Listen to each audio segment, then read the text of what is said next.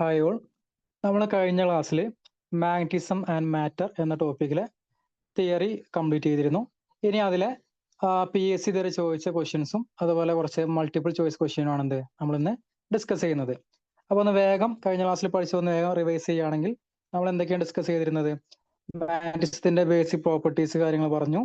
Then എന്തൊക്കെയാണ് magnetic field line, അതുപോലെ അതിന്റെ കുറച്ച് ഫീച്ചേഴ്സ് പറഞ്ഞു. പിന്നെ ഗോസ് ലോ ഫോർ മാഗ്നറ്റിസം, അതിന്റെ ഇന്റഗ്രൽ ഫോമും ഡിഫറൻഷ്യൽ ഫോമും. അപ്പൊ integral B dot d A equal to 0, അതുപോലെ del dot B equal to 0, ഈ രണ്ട് ഇക്വേഷൻ ജസ്റ്റ് ഒന്ന് നോട്ട് ചെയ്യാം. ദെൻ മാഗ്നറ്റൈസേഷൻ അത് പറഞ്ഞു. ദെൻ മാഗ്നറ്റിക് ഇന്റൻസിറ്റി, അതിന്റെ യൂണിറ്റ് എന്താണ്? ഇത് രണ്ടിന്റെ യൂണിറ്റ് ആംബിയർ പെർ മീറ്റർ ആണ്. പിന്നെ ഇതിന്റെ relation B equal to μ0 into H plus M.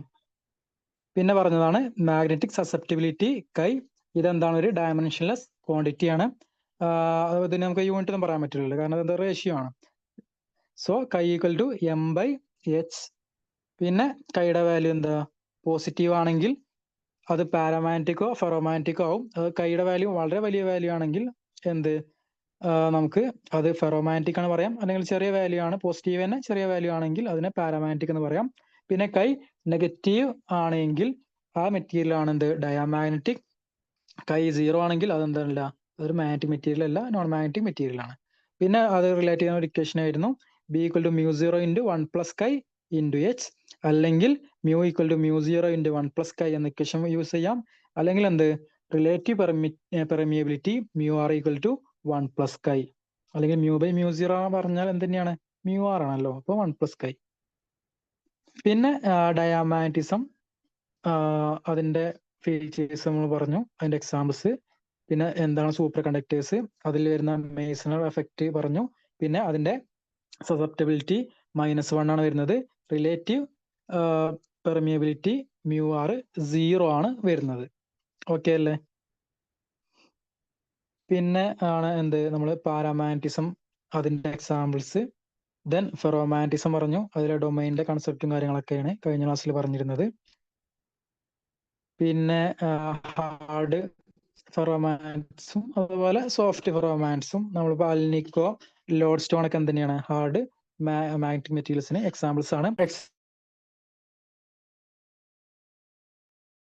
പിന്നെ മറ്റ് ഫെറോമാഗ്നറ്റിക് മെറ്റീരിയൽസിന് എക്സാമ്പിൾസ് ആണ് അയൺ, കോബാൾട്ട്, നിക്കല്, ഗഡോലിനിയം. ഓക്കെ. പിന്നെ ക്യൂറിസ് ലോ ആണ് പറഞ്ഞത്. ക്യൂറിസ് ലോന്റെ ഇക്വേഷൻ ജസ്റ്റ് ഓർത്ത് വെക്കുക. M equal to C by T into H, അല്ലെങ്കിൽ കൈയിന്റെ ടേംസ് പറയുകയാണെങ്കിൽ chi equal to C by T. C എന്നുള്ളത് എന്താണ്?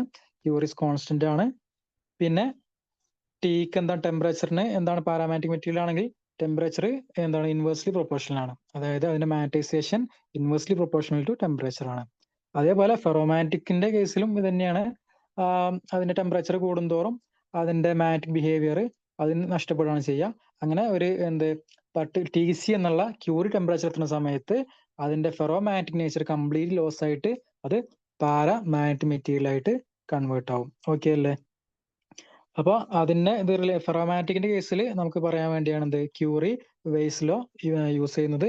അതിന്റെ equation chi equal to C by T minus T C. ഇതിൽ ടി സി എന്നുള്ളതാണ് ക്യൂറി ടെമ്പറേച്ചർ, സി എന്നുള്ളത് Curie constant ആണ്, ടി ടെമ്പറേച്ചർ. ഇനി അടുത്തത് റിറ്റന്റിവിറ്റിയും അതുപോലെ കൊയേഴ്സിവിറ്റിയും പറഞ്ഞു. ഇത് നമ്മൾ എന്ത് രണ്ട് ടൈപ്പ്, ഹൈ കാണിക്കുന്നതും ലോ കാണിക്കുന്നതും ഏതൊക്കെ മെറ്റീരിയൽസിനാണ് നമ്മൾ പറഞ്ഞിരുന്നു. പിന്നെ ഹിസ്റ്ററിസിസ് കർവിന്റെ കാര്യം, അതായത് BH കർവിനെയാണ് നമ്മൾ പഠിക്കുക ഹിസ്റ്ററിസിസ് കർവ് അല്ലെങ്കിൽ ഹിസ്റ്ററിസിസ് ലൂപ്പ് എന്ന് പറയുന്നത്. അതിൽ തന്നെ സ്റ്റീലിന്റെ ബിഹേവിയറും അതുപോലെ അയണിന്റെ ബിഹേവിയറും പറഞ്ഞു. നാരോ ഹിസ്റ്ററിസിസ് ലൂപ്പ് കാണിക്കുന്നത് സോഫ്റ്റ് അയൺ ആണ്. അതുപോലെ വൈഡ് ഹിസ്റ്ററിസിസ് കർവ് കാണിക്കുന്നത് അല്ലെങ്കിൽ ലൂപ്പ് കാണിക്കുന്നത് നമ്മുടെ സ്റ്റീലാണ്. പിന്നെ ഇവരുടെ പ്രോപ്പർട്ടീസ് ആയിരുന്നു നമ്മൾ പറഞ്ഞിരുന്നത്. സ്റ്റീലിന് റിറ്റന്റിവിറ്റി അതുപോലെ കൊയേഴ്സിവിറ്റി ഹൈ ആണ്. അതുപോലെ സ്വാഭാവികമായിട്ടും ഹിസ്റ്ററിസിസ് കർവ് കൂടിക്കഴിഞ്ഞാൽ, വൈഡ് ആയി കഴിഞ്ഞാൽ അതിന്റെ എനർജി ലോസ് എന്താണ്? കൂടുതലാണ് ചെയ്യുക. ഓക്കെ, ആ ഏരിയ ആണല്ലോ അവിടുത്തെ എനർജി ലോസ് ആയിട്ട് പറയുന്നത്, അല്ലെങ്കിൽ ഹിസ്റ്ററിസിസ് ലോസ് ആയിട്ട് പറയുന്നത് area under BH curve. So സ്റ്റീലിന് എന്താണ്? എനർജി ലോസും കൂടുതലാണ്. പിന്നെ സ്റ്റീലിന്റെ യൂസ് എന്താ? പെർമനന്റ് ക്രിയേറ്റ് ചെയ്യാനാണ് യൂസ് ചെയ്യുന്നത്. സോഫ്റ്റ് അയണിന്റെ കേസ് ആണെങ്കിൽ റിറ്റന്റിവിറ്റി അതുപോലെ കൊയേഴ്സിവിറ്റി എനർജി ലോസ് ഒക്കെ എന്താണ്? കുറവാണ്. ദെൻ നമ്മൾ എന്തിനാ യൂസ് ചെയ്യുന്നത്? ടെമ്പററി മാഗ്നറ്റ് ഉണ്ടാക്കാനാണ് അത് യൂസ് ചെയ്യുന്നത്. അതുപോലെ അതിന്റെ ഹിസ്റ്ററിസിസ് കർവ് എന്താണ് വരുന്നത്? അത് നാരോ ഹിസ്റ്ററിസ് കർവാണ് വരുന്നത്. എന്നാൽ നമുക്ക് ചോദ്യങ്ങളിലേക്ക് കടക്കാം. ഒന്നാമത്തെ ചോദ്യം, ഡയാമാഗ്നറ്റിക് പദാർത്ഥങ്ങൾക്ക് ഉദാഹരണം. Aluminium, nickel, calcium, copper. Direct ചോദ്യമാണ്. ഇത് കഴിഞ്ഞ HSAക്ക് ചോദിച്ചതാണ്. പറയൂ. യെസ്, ഏതാണ്? ഡി ആണ് അല്ലെ? കോപ്പർ ആണെന്ത് ഡയാമാഗ്നറ്റിക് മെറ്റീരിയലിന് ഒരു എക്സാമ്പിൾ ആയിട്ട് പറയാൻ പറ്റുന്നത്. ഓക്കെ, ദെൻ അടുത്തത് ഇതാ 2018 HSAക്ക് ചോദിച്ചതാണ്. സോഫ്റ്റ് അയണിനെയും സ്റ്റീലിനെയും പരിഗണിക്കുമ്പോൾ അവയുടെ റിറ്റൻറ്റിവിറ്റി തമ്മിലുള്ള ബന്ധം എന്താണ്? ഓപ്ഷൻ എ, രണ്ടിനും ഒരുപോലെയാണോ? ബി, സ്റ്റീലിനാണ് കൂടുതൽ റിറ്റൻറ്റീവ്. സി, സോഫ്റ്റ് അയണിനാണ് കൂടുതൽ. ഓപ്ഷൻ ഡി, തമ്മിൽ ബന്ധമില്ല. അപ്പൊ ആൻസർ എന്താണ്? നമ്മൾ പറഞ്ഞിരുന്നു ഏറ്റവും കൂടുതൽ റിറ്റൻറ്റീവ് ആയിട്ടുള്ള ആരാണ്? സ്റ്റീൽ അല്ലേ? സ്റ്റീൽ സോഫ്റ്റ് അയൺ കമ്പയർ ചെയ്യുമ്പോൾ സ്റ്റീലിനാണ് റിറ്റൻറ്റിവിറ്റിയും അതുപോലെ കൊയേഴ്സിവിറ്റിയും കൂടുതൽ. സോ ഓപ്ഷൻ ബി ആണ് നമ്മുടെ ആൻസർ. ഓക്കെ അല്ലേ? ഇനി സോഫ്റ്റ് അയൺ ആണ് പറയുന്നതെങ്കിൽ സോഫ്റ്റ് അയണിന്റെ കേസിൽ അതിന്റെ റിറ്റൻറ്റിവിറ്റിയും കുറവാണ്, അതുപോലെ കൊയേഴ്സിവിറ്റിയും സോഫ്റ്റ് അയണിന് കുറവാണ്. ഓക്കെ അല്ലേ? അങ്ങനെ അടുത്ത ചോദ്യം നോക്കൂ. ഇത് 2016 HSA ചോദിച്ചത്. സ്ഥിരകാന്തം ഉണ്ടാക്കാൻ ഉപയോഗിക്കുന്ന അലോയി ആണ് അൽനിക്കോ. നമ്മൾ പഠിച്ചു അൽനിക്കോ. ദെൻ എന്നാൽ ഇതിന്റെ ഒരു ന്യൂനത എന്താണ് എന്നാണ് ചോദ്യം. Option A, brittle. B, ductile. Then C, malleable. Option D പറയുന്നത് ഇവയെല്ലാം അതിന്റെ ന്യൂനതയാണെന്നാണ് പറയുന്നത്. ഇതിൽ ഏതാ ആൻസർ? നമുക്ക് ന്യൂനത ചോദിച്ചാൽ, അൽനിക്കോന്റെ ഒരു ന്യൂനത ചോദിച്ചാൽ നമുക്ക് എന്ത് പറയാം? ഓപ്ഷൻ എ ആണ് അതിന്റെ ആൻസർ. അൽനിക്കോ ഒരു ബ്രിട്ടിലായ അലോയി ആണ്. ഓക്കെ, അപ്പോ ആൻസർ വരുന്നത് ഓപ്ഷൻ എ. ഡയറക്റ്റ് ചോദ്യമായിരുന്നു. അടുത്തത് ഇത് KWന്റെ ലാബസ്റ്റിന്റെ ചോദ്യമായിരുന്നു. തന്നിരിക്കുന്ന കാന്തത്തിന് താഴെ പറയുന്നവയിൽ ഏതാണ് ശരി? കാന്തത്തിന്റെ പ്രോപ്പർട്ടിയാണ് ചോദിച്ചത്. ഓപ്ഷൻ എ, ഉത്തര ധ്രുവം ദക്ഷിണ ധ്രുവത്തേക്കാൾ ശക്തമാണ്. ഓപ്ഷൻ ബി പറയുന്നത് രണ്ട് പോൾസിനും തുല്യ ശക്തിയാണ്. സി പറയുന്നത് സൗത്ത് പോളിന് നോർത്ത് പോളിനേക്കാൾ ശക്തി കൂടുതലാണ്. പിന്നെ കൃത്യമായി പറയാൻ കഴിയില്ല. എന്താ പറയുന്നത്? നമുക്കറിയാലോ, ഒരു മാഗ്നറ്റിന്റെ കേസിൽ മാഗ്നറ്റ് എന്താ ഡൈപോൾ അല്ലേ? ഡൈപോൾ ആകുമ്പോൾ തന്നെ സ്വാഭാവികമായിട്ടും അതിന്റെ പോൾ സ്ട്രെങ്ത് സെയിം ആയിരിക്കും ആണല്ലോ. അതായത് നോർത്ത് പോളിന്റെ പോൾ സ്ട്രെങ്ത്തും സൗത്തിന്റെ പോൾ സ്ട്രെങ്ത്തും തന്നെയാണ്, ഈക്വൽ ആണ്. ഓക്കെ, അപ്പൊ ആൻസർ വരുന്നത് രണ്ട് ധ്രുവങ്ങൾക്കും തുല്യ ശക്തിയാണ്. ഓപ്ഷൻ ബി ആണ് ആൻസർ. ഓക്കെ അല്ലേ? വന്ന ഒരു ചോദ്യം ഇതിനോട് കമ്പയർ ചോദിക്കുകയാണെങ്കിൽ, ഇപ്പൊ ഇതാണ് എന്റെ മാഗ്നറ്റ്, ബാർ മാഗ്നറ്റ്. ഇതാണ് നോർത്ത് പോളും സൗത്ത് പോളും ഉണ്ട്. ഇതിനെ ഞാൻ ഇങ്ങനെ വെർട്ടിക്കലായിട്ട് കട്ട് ചെയ്യുകയാണെങ്കിൽ ഇതിന്റെ സ്ട്രെങ്ത്തിന് എന്തെങ്കിലും വ്യത്യാസം വരും? മാഗ്നറ്റിക് സ്ട്രെങ്ത്തിന് എന്തെങ്കിലും വ്യത്യാസപ്പെടും? പറയൂ. ഇവിടെ വ്യത്യാസപ്പെടും ഇങ്ങനെ കട്ട് ചെയ്യുമ്പോൾ? നമുക്കറിയാം എന്തായാലും നോർത്ത് മാത്രമായിട്ട് എക്സിസ്റ്റ് ചെയ്യോ? ഇല്ല. അതുപോലെ സൗത്ത് മാത്രമായിട്ട് എക്സിസ്റ്റ് ചെയ്യോ? ഇല്ല. അതായത് ഇവിടെ നോർത്ത് ഉണ്ടെങ്കിൽ സ്വാഭാവികമായിട്ടും ഇവിടെ കട്ട് ചെയ്താലും ഇവിടെ സൗത്ത് ഉണ്ടാവും. സോ ഇവിടെ സൗത്ത് ഉണ്ടെങ്കിൽ ഇവിടെ നോർത്ത് ഉണ്ടാവും. അപ്പൊ ഇങ്ങനെയായിട്ട് മാറുക. അതായത് ഇവിടെ ഈ നോർത്ത് പോളിന് പ്രത്യേകിച്ച് അതിന് വേരിയേഷൻ വരാത്തത് കൊണ്ട് തന്നെ ഇവിടുത്തെ പോൾ സ്ട്രെങ്ത്തിൽ ഇങ്ങനെ വെർട്ടിക്കലായിട്ട് ഇങ്ങനെ കട്ട് ചെയ്താൽ പ്രത്യേകിച്ച് മാറ്റം വരുന്നില്ല. ഓക്കെ അല്ലേ? ദെൻ 171/16. ഇതിന്റെ ആൻസർ എന്ത് വരും? കാന്തശക്തിയുടെ യൂണിറ്റ്. ഡയറക്റ്റ് ചോദ്യമാണ്. Option A, weber. Option B, farad. Option C, Candela. Option D, Pascal. ഏതാണ് വരിക? പറയൂ. യെസ്, കാന്തശക്തിയുടെ യൂണിറ്റ് നമ്മൾ പഠിച്ചതാണ്, വെബർ ആണ് വരുന്നത് അല്ലേ? കാന്തശക്തിയുടെ യൂണിറ്റ് വെബർ ആണ്. ഇതിൽ ഫാരഡ് എന്താ? ഫാരഡ് കപ്പാസിറ്റൻസിന്റെ യൂണിറ്റ് ആണ്. ഓക്കെ അല്ലേ? ഇനി അടുത്ത് 60/23 ചോദിച്ചത്.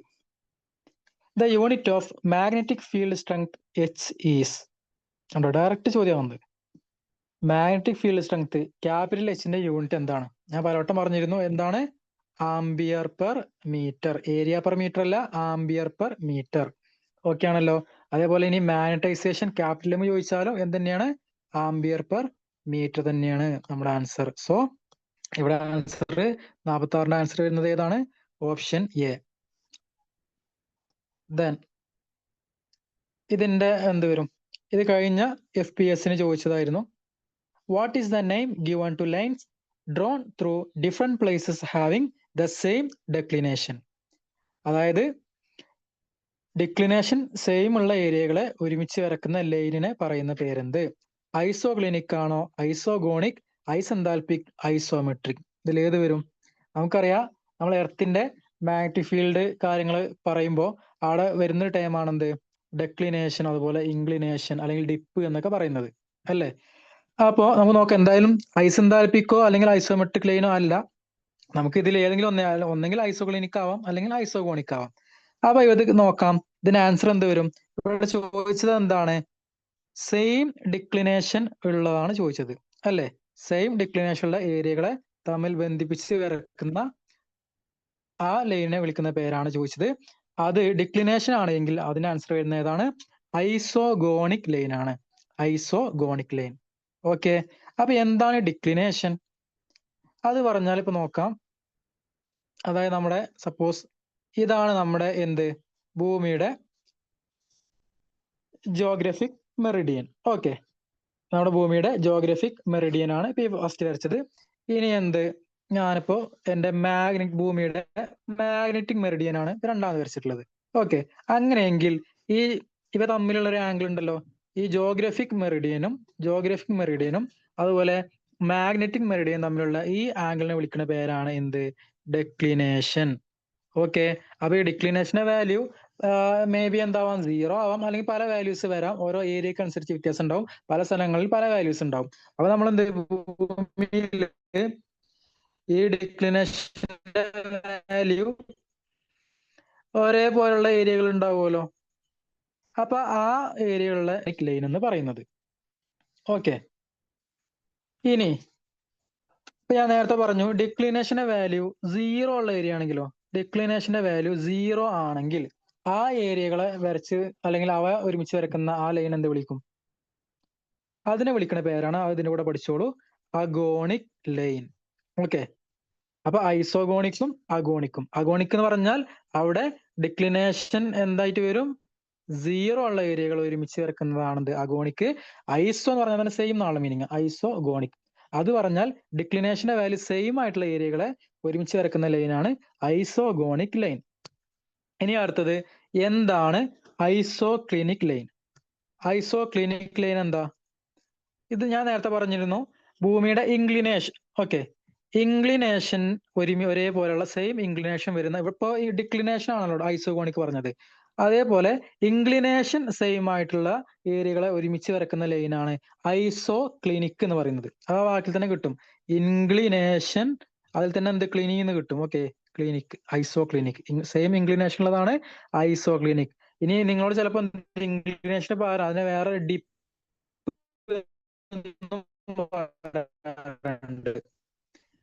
ഓക്കെ, ഡിപ്പ് എന്ന് പറഞ്ഞാൽ എന്താണ്?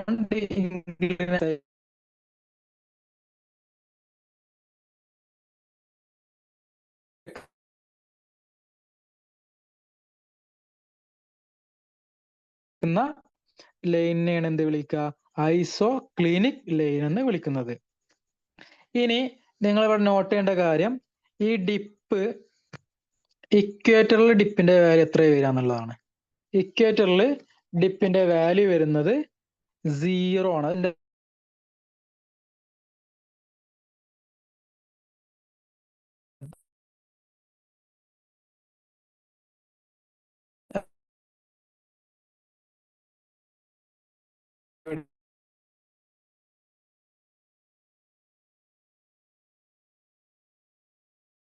ആണ് മാഗ്നറ്റിക് പോൾസിൽ.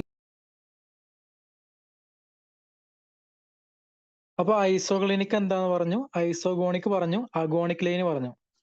ഇനി ഈ ഐസോക്ലിനിക്ക് തന്നെ ഞാൻ പറഞ്ഞു ഡിപ്പിന്റെ വാല്യൂ 0 വരുന്ന ഏരിയകൾ, നേരത്തെ ഇക്വേറ്റർ പറഞ്ഞു, അതേപോലെ ഇനി എന്ത്? 0 വരുന്ന ഏരിയകൾ ഉണ്ട് എങ്കിൽ അവയെ ഒരുമിച്ച് വരക്കുന്ന ആ ലൈനെ വിളിക്കുന്ന പേരെന്താ? 0 ഡിപ്പ്. അവയെ വിളിക്കുന്ന പേരാണ് ആ ക്ലിനിക്. ഓക്കെ, നേരത്തെ ഐസോഗോണിക്കിന് നമ്മൾ എന്ത്? അഗോണിക് എന്ന് പറഞ്ഞല്ലേ? അതേപോലെ എനിക്ക് എന്ത്? ഇവിടെ ഡിപ്പ് 0 ഉള്ള ഏരിയനെ ഒരുമിച്ച് വരക്കുന്ന ആ ഒരു ലൈനാണ് എന്ത്? അക്ലിനിക് ലൈൻ വിളിക്കുന്നത്. ഇവിടെ സീറോ ഡിക്ലിനേഷൻ ഏരിയകൾ ഒരുമിച്ച് ചേർക്കുന്നതാണ് അഗോണിക്. മാറിപ്പോരുത്. ഓക്കെ അല്ലേ? ഇനി എന്താണ് ഡിപ്പ് അല്ലെങ്കിൽ ഇൻക്ലിനേഷൻ എന്ന് പറഞ്ഞാൽ എന്താണ് പറയൂ? അല്ലെങ്കിൽ ഡിപ്പ് എന്ന് പറഞ്ഞാൽ ഒരു സ്ഥലത്തിന്റെ ഡിപ്പ് എന്ന് പറഞ്ഞാൽ എന്താ പറയാ? It is the angle between total magnetic field of the earth and horizontal line in magnetic direction. Okay, അതായത് അതും തന്നെയാണ് ഇതും. ഡിപ്പ് പറഞ്ഞാൽ ആംഗിൾ തന്നെയാണ്. ഏതൊക്കെ തമ്മിൽ? ടോട്ടൽ മാഗ്നറ്റിക് ഫീൽഡും അതുപോലെ ഹോറിസോണ്ടൽ, ആ പ്ലേസിന്റെ ഹോറിസോണ്ടൽ ലൈനുമായിട്ടുള്ള ആംഗിൾ ആണെന്ത് ഇവിടെ മാഗ്നറ്റിക് ഇൻക്ലിനേഷൻ അല്ലെങ്കിൽ ഡിപ്പ് കൊണ്ട് ഉദ്ദേശിച്ചിട്ടുള്ളത്. അപ്പൊ ഒന്ന് ജസ്റ്റ് ഒന്ന് ഒരുമിച്ച് പറഞ്ഞു എന്നുള്ളൂ. അപ്പോ അതായത് ഐസോഗോണിക് ആണെന്നുണ്ടെങ്കിൽ ഈക്വൽ ഡിക്ലിനേഷൻ ആണ് വരുന്നത്. ഐസോക്ലിനിക് ആണെങ്കിൽ അവിടുത്തെ ഈക്വൽ ആയിട്ട് എന്താ ഡിപ്പ് അല്ലെങ്കിൽ ഇൻക്ലിനേഷൻ ആണ് ഈക്വൽ ആയിട്ട് വരുന്നത്. പിന്നെ ആ സീറോ ലൈനെ വിളിക്കുന്ന പേരാണെന്ത്? ഡിക്ലിനേഷൻ ആണെങ്കിൽ അഗോണിക് ലൈൻ പറയും. അതുപോലെ ഡിപ്പിന്റെ കേസിലാണെങ്കിൽ അതിനെയാണ് അക്ലിനിക് ലൈൻ എന്ന് പറയുന്നത്. പിന്നെ ഇത് എന്തിന്റെ ഇടയിൽ? ഇത് രണ്ടും ആംഗിൾ ആണല്ലോ. ഡിക്ലിനേഷൻ ആവട്ടെ ഡിപ്പ് ആവട്ടെ ആംഗിൾ തന്നെയാണ്. ഫസ്റ്റ് പറഞ്ഞത് എന്താ? ഡിക്ലിനേഷൻ പറഞ്ഞാൽ it is the angle between true north and magnetic north. അതായത് നമ്മുടെ ജോഗ്രഫിക് മെറിഡിയനും അതുപോലെ മാഗ്നറ്റിക് മെറിഡിയനും തമ്മിലുള്ള ആംഗിൾ ആണ്. അല്ലെങ്കിൽ ട്രൂ നോർത്തും അതുപോലെ എന്ത് മാഗ്നറ്റിക് നോർത്തും തമ്മിലുള്ള ഇടയിലുള്ള ആംഗിൾ ആണ് ഡിക്ലിനേഷൻ. ദെൻ ഡിപ്പ് എന്ന് പറഞ്ഞാൽ അല്ലെങ്കിൽ ഐസോക്ലിനിക് എന്ന് പറഞ്ഞാൽ ആംഗിൾ ബിറ്റ്വീൻ മാഗ്നറ്റിക് ഫീൽഡ് അല്ലെങ്കിൽ total magnetic field of earth and horizontal distance. Okay, അപ്പൊ ഈ കാര്യങ്ങൾ എന്തായാലും ഒന്ന് ഓർത്ത് വെക്കുക. നമ്മൾ നേരത്തെ കഴിഞ്ഞ ക്ലാസ്സിൽ ഇത് പറഞ്ഞിട്ടില്ലായിരുന്നു, അതുകൊണ്ടാണ് എന്ത് ഇത്ര ഡീറ്റെയിൽ ആയിട്ട് പറയുന്നത്. ഇനിയും എക്സാമിന് എന്ത് ഇപ്പോൾ ഡിക്ലിനേഷന്റെ കാര്യം ചോദിച്ചെങ്കിൽ അല്ലെങ്കിൽ അഗോണിക് ലൈൻ ചോദിച്ചെങ്കിൽ വരുന്ന എക്സാമിനേക്ക് ചിലപ്പോൾ എന്ത് അക്ലിനിക്കോ അല്ലെങ്കിൽ ഐസോക്ലിനിക്കോ ഒക്കെ ചോദിക്കാം. മാറിപ്പോരുത്. അപ്പൊ ഇനി നമ്മൾ എന്താ ഇത്രയാണ് ഇതുവരെ ചോദിച്ച PYQs. അപ്പൊ നിങ്ങൾക്ക് ഏത് തരത്തിൽ പഠിക്കണം എന്ന ഒരു ഐഡിയ കിട്ടിയിട്ടുണ്ടാവും. ഓക്കെ, ഇനി നമുക്ക് എന്ത് കുറച്ച് MCQ ചെയ്ത് നോക്കാം. ഒന്നാമത്തെ ചോദ്യം, A magnetic dipole moment M is placed in a uniform magnetic field B making an angle theta with the field. The potential energy of the field അല്ലെങ്കിൽ the potential energy of the dipole is. Potential എനർജിയാണ് ചോദിച്ചിട്ടുള്ളത്. Okay, അപ്പൊ നമുക്ക് ഇവിടെ തന്നിട്ടുണ്ട് എന്താ? Magnetic dipole moment capital M തന്നിട്ടുണ്ട്. പിന്നെ അവിടുത്തെ field uniform magnetic field B തന്നിട്ടുണ്ട്. അങ്ങനെയെങ്കിൽ പിന്നെ തീറ്റ, ചെറിയ ആംഗിൾ തീറ്റ തന്നിട്ടുണ്ട്. അത് നമുക്കറിയാലോ relation. Potential energy U equal to എന്താണ്? നമ്മൾ കഴിഞ്ഞ ക്ലാസ്സിൽ പറഞ്ഞിരുന്നു. Moving charges U equal to എന്താണ്? മൈനസ് M.B അല്ലേ? നമ്മൾ പഠിച്ചിട്ടുണ്ട്. അപ്പൊ തീറ്റ. ഓക്കെ, അത് മൈനസ് C.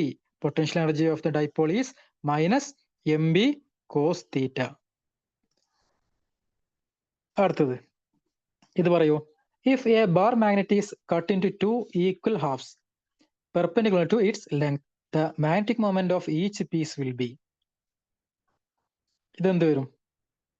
നമ്മുടെ ചോദിച്ചിട്ടുള്ളത് മാഗ്നറ്റിക് മൊമെന്റ് ആട്ടോ. മാഗ്നറ്റിക് സ്ട്രെങ്ത് അല്ല, മാറിപ്പോരുത്. മാഗ്നറ്റിക് മൊമെന്റ് ആണ് ചോദിച്ചിട്ടുള്ളത്. അതെന്ത് വരും? ഇവിടെ നോക്കാം. ഇവിടെ തന്നിരിക്കുന്നത് എന്താണ്? നമ്മുടെ മാഗ്നറ്റിനെ അല്ലെങ്കിൽ ബാർ മാഗ്നറ്റിനെ ഞാൻ എന്ത് ചെയ്യാണ്? വെർട്ടിക്കലി കട്ട് ചെയ്യാണ്. വെർട്ടിക്കലി കട്ട് ചെയ്തു.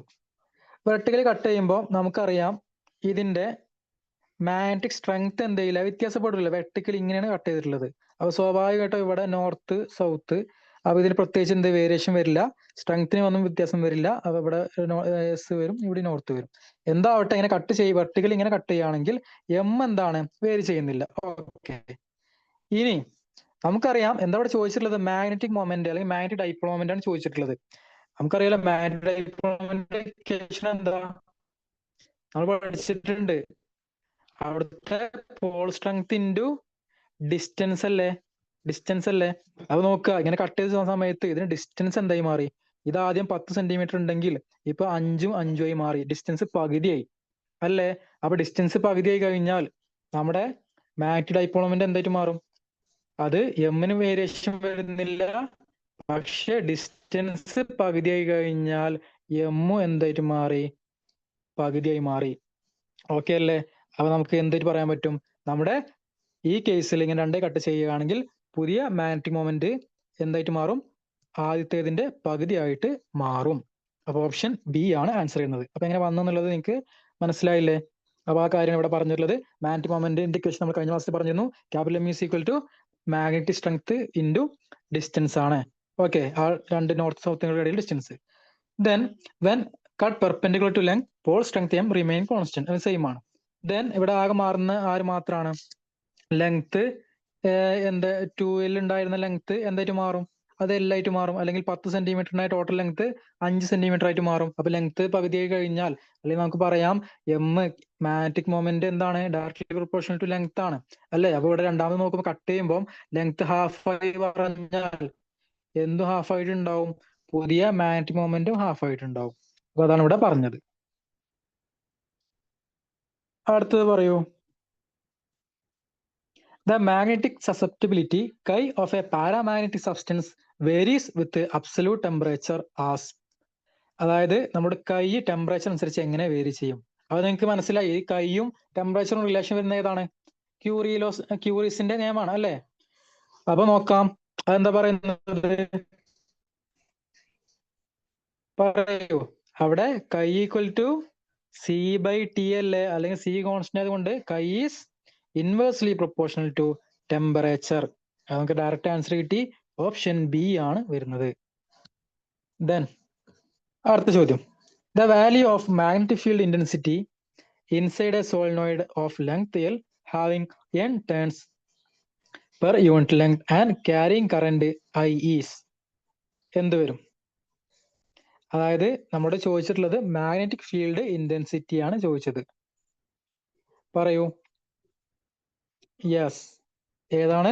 H is equal to N into I ആണെന്ത് നമ്മുടെ എച്ചിന്റെ വാല്യൂ വരുന്നത്. ഓക്കെ, അപ്പൊ അത് ജസ്റ്റ് ഓർത്ത് വെക്കുക. ഇനി അഞ്ചാമത്തെ ചോദ്യം. For a diamagnetic material the value of relative permeability is, അതായത് μR ആണ് ചോദിച്ചത്. നമുക്കറിയാലോ, ഡയാമാഗ്നറ്റിക് ആണ് എങ്കിൽ μR എല്ലാ സമയത്തും നെഗറ്റീവ് ആണ്. μR ഈസ് ലെസ് ദാൻ 1/4 അല്ലെങ്കിൽ നെഗറ്റീവ് ഫോർ ഡയാമാഗ്നറ്റിക് സബ്സ്റ്റൻസ്. ഇനി പാരാമാഗ്നറ്റിക് ആണെങ്കിൽ μR പോസിറ്റീവ് ആണ്. ഓക്കെ, ഇനി വെരി മച്ച് പോസിറ്റീവ് ആണ് ആർക്ക്? ഫെറോമാഗ്നറ്റിക്കിന്. ഇനി സൂപ്പർ കണ്ടക്ടേഴ്സ് ആണെങ്കിൽ μRന്റെ വാല്യൂ 0 വരും. ഇത്രയും കാര്യങ്ങൾ നമ്മൾ നേരത്തെ പഠിച്ച കാര്യമാണ്. അപ്പൊ ഡയറക്റ്റ് ചോദ്യമായിരുന്നു, ഇതിന്റെ ആൻസർ സി ആണ്, ലെസ് ദാൻ 1. അടുത്തത് പറയൂ. The magnetic induction B inside a material is related to H and M. അതായത് നമ്മളോട് ബി എച്ച് എം തമ്മിലുള്ള ഒരു ഇക്വേഷൻ നമ്മൾ പഠിച്ചതാണല്ലോ. അപ്പൊ ഓപ്ഷൻ എ ആണോ? B equal H plus M ആണോ? അല്ല. അടുത്തത് B equal μ0 into H M, അങ്ങനെ ഇക്വേഷൻ പഠിച്ചിട്ടില്ല. Then D μ0 into H by M, അതും പഠിച്ചിട്ടില്ല. അപ്പൊ നമ്മുടെ ആൻസർ ഏതാണ്? ഓപ്ഷൻ ബി ആണ്. അതായത് B equal to μ0 into H plus M. ഇതാണ് നമ്മൾ പഠിച്ച ബിയും അതുപോലെ മാഗ്നറ്റൈസേഷൻ എമ്മും നമ്മുടെ എച്ചും തമ്മിലുള്ള റിലേഷൻ. ഓക്കെ, അടുത്തത്. A ferromagnetic material is heated above its Curie temperature. It become. അതായത് ഫെറോമാഗ്നറ്റിക് മെറ്റീരിയൽ TC അല്ലെങ്കിൽ ക്യൂറി ടെമ്പറേച്ചറിനേക്കാൾ കൂട്ടി കഴിഞ്ഞാൽ എന്ത് സംഭവിക്കും? നമുക്കറിയാലോ, when T greater than TC ferromagnetic material എന്തായിട്ട് മാറും? പാരാമാഗ്നറ്റിക് മെറ്റീരിയൽ ആയിട്ട് മാറും. ഓക്കെ, അപ്പൊ ഈ ഒരു ട്രാൻസിഷൻ ടെമ്പറേച്ചറിനെ നമ്മൾ എന്ത് വിളിക്കുക? ക്യൂറി ടെമ്പറേച്ചർ, TC അല്ലേ? അപ്പൊ ആൻസർ വരുന്നത് ഓപ്ഷൻ ബി, പാരാമാഗ്നറ്റിക്. അടുത്തത്. In A hysteresis loop the area enclosed represents. അതായത് ആ ഹിസ്റ്റെറിസിസ് ലൂപ്പ് നമ്മൾ പഠിച്ചല്ലോ. ഏതൊക്കെ തമ്മിലാണ് ഹിസ്റ്റെറിസിസ് ലൂപ്പ് വരക്കുന്നത്? ബിയും എച്ച് തമ്മിലാണ് നമ്മൾ എന്ത് ആ ലൂപ്പ് വരച്ചത്. അതെന്താ, എങ്ങനെയാണ് അതിന്റെ ഏരിയ എങ്ങനെ വരും? പറയൂ. ഇതിന്റെ ഇടയിലുള്ള ഏരിയനല്ലേ നമ്മൾ എന്ത് വിളിച്ചിട്ടുള്ളത്? അതിനെയാണ് ഹിസ്റ്റെറിസിസ് ലോസ് എന്ന് വിളിച്ചിട്ടുള്ളത് അല്ലേ? അതെന്താ സംഭവം? അവിടുത്തെ എനർജി ലോസ് അല്ലേ? എനർജി ലോസ് ആണ്. അപ്പൊ നമുക്ക് നോക്കാം, ഓപ്ഷൻ എ ആണോ? അല്ല. മാഗ്നറ്റൈസിങ് ഫോഴ്സ് ആണോ? അല്ല. മാഗ്നറ്റിക് ഫ്ലക്സ് ആണോ? അതും അല്ല. ഓപ്ഷൻ സി അല്ലേ? അതായത് energy loss per cycle per unit volume. അതായത് അവിടുത്തെ എനർജി ലോസിനെയാണ് എന്ത് കാണിക്കുന്നത്? ആ ഹിസ്റ്റെറിസിസ് ലൂപ്പിന്റെ അല്ലെങ്കിൽ BH കർവിന്റെ ഇടയിലുള്ള ഏരിയ എന്നുള്ളത് എന്താണ്? എനർജി ലോസ് ആണ്. ഈ എനർജി ലോസ് ഹീറ്റ് ലോസ് ആയിട്ടാണ് പോകുന്നത്. ഓക്കെ ആണല്ലോ? പിന്നെ നമ്മൾ പഠിച്ച കാര്യം ഒന്നുകൂടെ ആഡ് ചെയ്യുകയാണെങ്കിൽ നമ്മുടെ സ്റ്റീലിന്റെ സംബന്ധിച്ചാണെങ്കിൽ ഈ ലോസ് എന്താണ് കൂടുതലാണ്. കാരണം അത് വൈഡ് ഹിസ്റ്ററിസ് കർവാണ് കാണിക്കുന്നത്. അതുകൊണ്ട് വൈഡ് ഏരിയ വരുന്നത് കൊണ്ട് തന്നെ നമുക്ക് ലോസും കൂടുതലാണ്. അതേസമയം സോഫ്റ്റ് അയണിനെ സംബന്ധിച്ച് അതെന്താണ് വളരെ നാരോ ഹിസ്റ്ററിസ് കർവ് ആയതുകൊണ്ട് തന്നെ അതിന്റെ ഇടയിലുള്ള ഏരിയയും കുറവാണ്. ഏരിയ കുറഞ്ഞാൽ അവിടെ സ്വാഭാവികമായിട്ട് അവിടുത്തെ എനർജി ലോസും എന്താണ് കുറയും. ദെൻ 9ാമത്തെ ചോദ്യം നോക്കൂ. If the magnetising field is removed from A ferromagnetic material the residual magnetism is known as. ചോദ്യം ശരിക്കും നോക്കുക. അതായത് ഞാൻ എച്ച് ആണ് റിമൂവ് ചെയ്ത് ഒരു ഫെറോമാഗ്നറ്റിക് മെറ്റീരിയലിൽ നിന്ന് ഞാൻ എന്ത് ചെയ്തു, അതിന്റെ എച്ചിന്റെ വാല്യൂ മാഗ്നറ്റൈസിംഗ് ഫീൽഡ് ഞാൻ റിമൂവ് ചെയ്തു. അങ്ങനെയെങ്കിൽ അതിൽ പെട്ടെന്ന് തന്നെ അത് സീറോയിലേക്ക് പോകുമോ? ഇല്ല. അത് ഡീമാഗ്നറ്റൈസ് ചെയ്യോ? ഇല്ല. അതിലെന്തുണ്ടാവും? ചെറിയ എമൗണ്ട് മാഗ്നറ്റിക് ഫീൽഡ് അതിൽ എക്സിസ്റ്റ് ചെയ്യും, ഇല്ലേ? അപ്പൊ ആ ഒരു പ്രോപ്പർട്ടിനെ നമ്മൾ എന്ത് വിളിച്ചിട്ടുള്ളത്? അതിനെയാണ് നമ്മൾ റിറ്റന്റിവിറ്റി എന്ന് വിളിച്ചിട്ടുള്ളത്, അല്ലെങ്കിൽ റെമനൻസ് എന്ന് വിളിച്ചിട്ടുള്ളത്. അപ്പൊ ആൻസർ എന്താണ്? Option B, retentivity. ഓക്കെ. അതായത് മാഗ്നറ്റിസം എക്സിസ്റ്റ് ചെയ്യും എപ്പോ? When the magnetising field is removed. Okay അല്ലേ? അതായത് ആ കേസിൽ നമുക്ക് പറയാം അവിടെ എന്താണ് ബി നോട്ട് ഈക്വൽ ടു 0 ആണ്. അവിടെ പക്ഷെ നമ്മൾ അപ്ലൈ ചെയ്ത മാഗ്നറ്റിക് ഫീൽഡ് നമ്മൾ എന്ത് 0 ആക്കി എടുത്തു. പക്ഷെ ആ മെറ്റീരിയലിന്റെ ഉള്ളിലെ മാഗ്നറ്റിക് ഫീൽഡ് എന്തായിരിക്കും? അത് 0 ആവില്ല. അത് എന്ത് നെറ്റ് വാല്യൂ ഉണ്ടാവും, അതല്ലെങ്കിൽ ഒരു റെസിഡ്യുവൽ ഫീൽഡ് അവിടെ ഉണ്ടാവും. അതിനെ നമ്മൾ എന്ത് വിളിക്കുക? റിറ്റന്റിവിറ്റി. പിന്നെ റിറ്റന്റിവിറ്റി നമ്മുടെ സ്റ്റീലിന് കൂടുതലാണ്, അതുപോലെ സോഫ്റ്റ് ആണ് റിറ്റന്റിവിറ്റി കുറവാണ്. അടുത്ത് നോക്കൂ. Which of the following is not a soft magnetic material? Direct ചോദ്യം. താഴെ വന്നിരിക്കുന്നവയിൽ സോഫ്റ്റ് മാഗ്നറ്റിക് മെറ്റീരിയൽ അല്ലാത്തത് ഏത്? നോക്കാലോ. സിലിക്കൺ സ്റ്റീല് അത് സോഫ്റ്റ് അല്ലേ? സോഫ്റ്റ് മെറ്റീരിയൽ ആണല്ലോ, സോഫ്റ്റ് മാഗ്നറ്റിക് മെറ്റീരിയൽ ആണ്, നമ്മൾ പഠിച്ചു. പിന്നെ ഫെറൈറ്റ്, പെർമാലോയ്, അൽനിക്കോ, പറയൂ. ഇത് തന്നിരിക്കുന്നവയിൽ കമ്പയർ ചെയ്യുമ്പോൾ സോഫ്റ്റ് ആയിട്ടുള്ളത് ഏതാ? അൽനിക്കോ ആണ്. കാരണം എന്താ? നമ്മൾ അൽനിക്കോന്റെ കേസ് നമ്മൾ പറഞ്ഞിരുന്നു. അൽനിക്കോ, അതുപോലെ വേറെ എക്സാമ്പിൾ പറഞ്ഞിരുന്നല്ലോ, ലോഡ് സ്റ്റെറിനോ, അത് മറന്നു. എന്തായാലും അൽനിക്കോ എന്തിന് എക്സാമ്പിൾ ആണ്? ഹാർഡ് മാഗ്നറ്റിക് മെറ്റീരിയലിന് എക്സാമ്പിൾ ആണ്.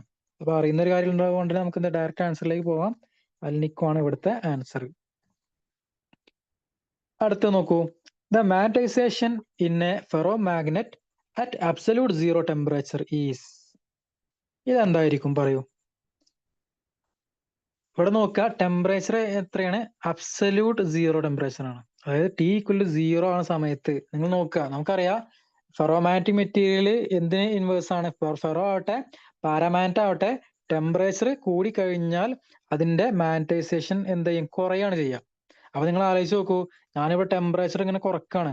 ടെമ്പറേച്ചർ എന്താ പറയാ, കുറക്കും തോറും അതിന്റെ മാഗ്നറ്റൈസേഷൻ കൂടില്ലേ? കൂടുമല്ലോ. രണ്ടും ഓപ്പോസിറ്റ് ആണല്ലോ. അപ്പൊ നമുക്ക് പറയാം എന്താണ് വരിക? At absolute 0 temperature the magnetisation of in a ferromagnetic material എന്തായിരിക്കും? അത് മാക്സിമം പോസിബിൾ വാല്യൂ ആയിരിക്കും. ഇൻഫൈനൈറ്റ് അല്ല, നമുക്കൊരു നല്ല മാക്സിമം വാല്യൂ ആയിരിക്കും കിട്ടുക. ദെൻ ഫൈനൈറ്റ് ആണോ? അല്ല. 0 ആണോ? അല്ല. അപ്പൊ ആൻസർ വരുന്നത് എന്താണ്? Maximum possible value at absolute 0 temperature. പിന്നെ നമ്മൾ നേരത്തെ പഠിച്ച കാര്യം ഒന്നുകൂടി റിവൈൻഡ് ചെയ്യൂ. എന്ത്? T equal to T C ആണെങ്കിൽ, അല്ലെങ്കിൽ T greater than T C ആണെങ്കിൽ നമ്മുടെ ഫെറോമാഗ്നറ്റ് എന്തായിട്ട് മാറും? പാരാമാഗ്നറ്റ് ആയിട്ട് മാറും. അടുത്തത് the Curie Weiss law is valid for. കണ്ടോ? ക്യൂറി വൈസ് ലോ ഏതിനാണ് valid? Ferromagnetic material above Curie temperature, ferromagnetic material below Curie temperature, then paramagnetic material at all temperatures. Option D പറയുന്നത് diamagnetic material. അപ്പൊ എന്തായാലും നമുക്കറിയാം diamagnetic മെറ്റീരിയലിനല്ല. പിന്നെ paramagnetic മെറ്റീരിയലാണെങ്കിൽ നമ്മൾ പഠിച്ച എന്താ? ക്യൂറീസ് ലോ മാത്രമാണ് പഠിച്ചിട്ടുള്ളത്. പിന്നെ പഠിച്ചതാണ് ഇവിടെ തന്നെ നോക്കേണ്ടത് എല്ലാ ഫെറോമാഗ്നറ്റിക് മെറ്റീരിയൽസിലും എന്ത്? ഇത് വർക്കിംഗ് അല്ല, ഇത് വാലിഡ് ആകുന്ന ഏത് സമയത്ത് മാത്രമേ ഉള്ളൂ? യെസ്, അതായത് ക്യൂറി ടെമ്പറേച്ചറിന് എബോ ഉള്ള കേസിൽ. ഓക്കെ, അതായത് T greater than T C എന്നുള്ള കേസിൽ, അല്ലെങ്കിൽ എന്ത് ഫെറോമാഗ്നറ്റിക് മെറ്റീരിയൽ ആ സമയത്ത് ഫെറോമാഗ്നറ്റിക് മെറ്റീരിയൽസിന്റെ ബിഹേവിയർ പറയാൻ വേണ്ടിയാണ് എന്ത് നമ്മൾ ക്യൂറി വൈസ് ലോ യൂസ് ചെയ്യുന്നത്. കണ്ടോ? അപ്പൊ ചോദ്യം വന്നത് കണ്ടോ? നമ്മൾ ശ്രദ്ധിക്കൂല, ഫെറോമാഗ്നറ്റിക് മാത്രം പഠിച്ചിട്ട് കാര്യമില്ല. Ferromagnetic materials above Curie temperature ആണ് ആര് valid? Curie Weiss law valid ആയിട്ട് മാറുന്നത്. ഓക്കെ അല്ലേ? ദെൻ 13ാമത്തതിന്റെ പറയൂ.